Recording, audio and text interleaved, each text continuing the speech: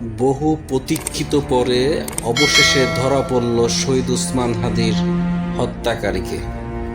ইনকিলাব মঞ্চের আহ্বায়ক শহীদ শরীফ ওসমান হাদি হত্যা মামলার প্রধান দুই আসামি রাহুল ওরফে ফয়সাল করিম মাসুদ ও আলমগীর হোসেনকে গ্রেপ্তার করেছে ভারতীয় পুলিশ।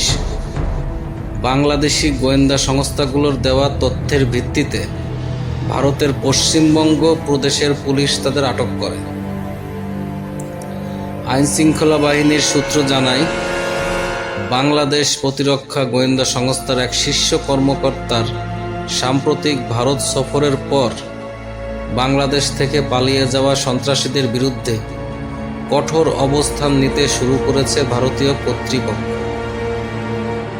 এরই ধারাবাহিকতায় এই সফল অভিযান পরিচালিত হয়।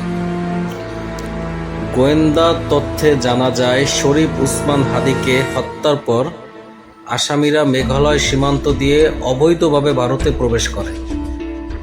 এরপর তারা ভারতের বিভিন্ন স্থানে আত্মগোপন করেছিল।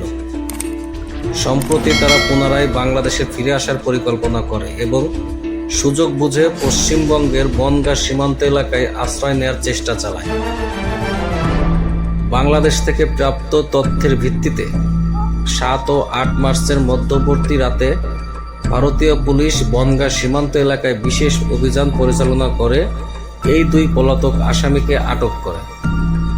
তদন্ত সংশ্লিষ্টরা জানান, আসামিরা হাদিকে খুন করার পর আইনি প্রক্রিয়ার হাত থেকে বাঁচতে সীমান্ত পাড়ি দিয়েছিল।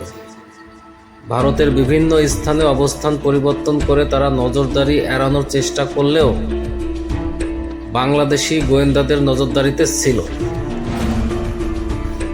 এই গ্রেপ্তারের ঘটনায় ভারতে একটি সুনির্দিষ্ট মামলা দায়ের করা হয়েছে। আজ 8 মার্চ আসামিদের ভারতের সংশ্লিষ্ট আদালতে হাজির করা হলে আদালত তাদের পুলিশি হেফাজতে পাঠানোর নির্দেশ দেন।